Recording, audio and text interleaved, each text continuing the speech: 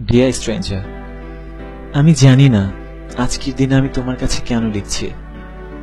হয়তোবা তোমাকে দেখে আমার কোনো কারণে মনে হয়েছে তুমি ভালো নেই, তাই লিখছি। সত্যি কথা হলো, আজকে যখন সবাই আনন্দ করেছিল তুমি করতে পারো নাই।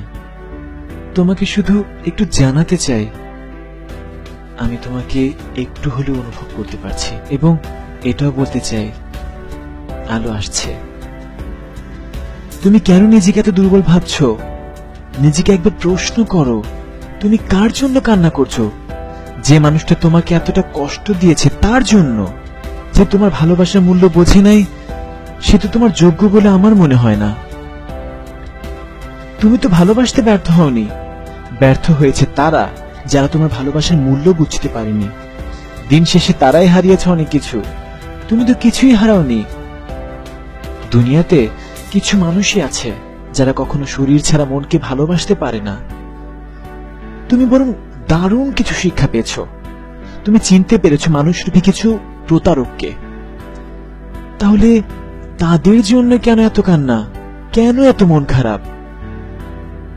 একবার প্রশ্ন করো নিজেকে, কেন এত ছোট ভাবছো নিজেকে? তোমার কি লড়াই করার শক্তি নেই? তারা তো তোমাকে ছাড়া বেশ ভালোই আছে, তুমি কেন থাকতে পারবে না? তারা যদি তোমার সবকিছু মুছে দিতে পারে, তুমি কেন পারবে না? একবার আয়নার দিকে তাকাও। যে মানুষটাকে দেখতে পারবে সে অনেক শক্তিশালী একজন মানুষ। সে সহজে হারতে শেখেনি, সে অতীতে অনেকবার জিতে এসেছে। সে হাসতে হাসতে চোখের পানি মুছতে পারে, তারপর চিৎকার করে বলতে পারে, আমি ভালো আছি, আমি ভালো থাকবো।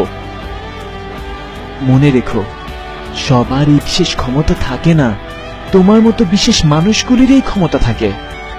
সুতরাং উঠে দাঁড়াও, আরো একবার প্রমাণ করে দাও তুমি তোমার ডিপ্রেশন থেকে অনেক শক্তিশালী। মনে রেখো, তুমি একদিন আবারও ভালোবাসবে, এবং কেউ একজন তোমার অপেক্ষায় আছে তোমার অনুভূতিগুলোর মূল্য দিতে জানবে। অপেক্ষা করো। এখন শুধু নিজেকে ভালোবাসো। যারা তোমাকে মূল্যহীন বলেছিল, একদিন তাদের যে ভুল প্রমাণ করতেই হবে তোমাকে যে সফল হতেই হবে জীবনে। তোমাকে যারা কষ্ট দিয়েছে তাদেরকে ক্ষমা করে দাও, কিন্তু খবরদার তাদের কর্মকে ভুলে যেও না, ভুলে যেও না তাদেরকে।